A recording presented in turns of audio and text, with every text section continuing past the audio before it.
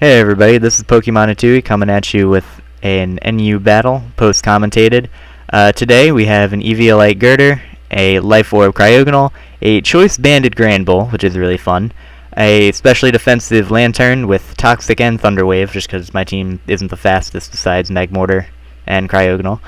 We have a physically defensive Hazard Setter-Upper guy, Ferroseed, and a Scarfed Magmortar, which is pretty cool. So yeah, let's get into the battle. So I'm gonna lead with my Bloop Bloop the Lantern as he leads with Typhlosion. That's good for me. I'm just gonna Volt Switch out, kind of predicting him to switch. He's obviously not gonna stay in, and I head out right into John Cena the Girder. Gonna threaten him out with that big Drain Punch, but I end up going for the Ice Punch, kind of predicting the Xatu and being super effective on the Cradily. And that Eruption does a lot. So I'm assuming that that's Specs. So I'm gonna go out into Bloop Bloop, take it easily. Get my lefties back, and here I'm going to go for Volt Switch, expecting to kill it, but no. Lantern does not have that much offensive power.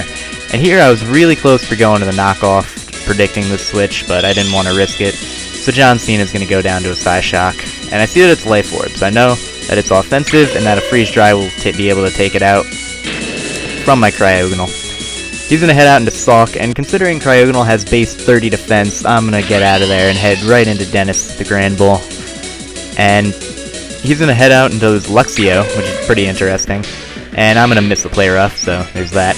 And he's going to predict my switch very nicely, go into Sulk on my Lantern. And I'm going to go right out into my, Ferroseed. Because I really didn't think he'd go for close combat with my Granbull around, and this is the only thing I really wanted to take a knockoff. So I'm going to get my rocks up there, and here I'm going to switch back out into my Lantern to take a Fire Blast, and that does a lot for being resisted and being max special defense and being a Lantern. That just does a lot of damage. So I'm finally going to take him out with a Volt Switch, and I'm going to head out back into my Ferroseed, and he sends out his Sulk. Here I'm going to protect the Scout, see what he wants to do, which ends up being a close combat. So he's once again going to predict my switch, going to Cradily as I go into Granbull. But surprise, I have the close combat, and you're dead because I am Choice Banded. And that was a good moment because that's a big threat off his team. And here's the Sulk, and I can eat up an Ice Punch no problem and get rid of him with the close combat. So Dennis is doing some work right now.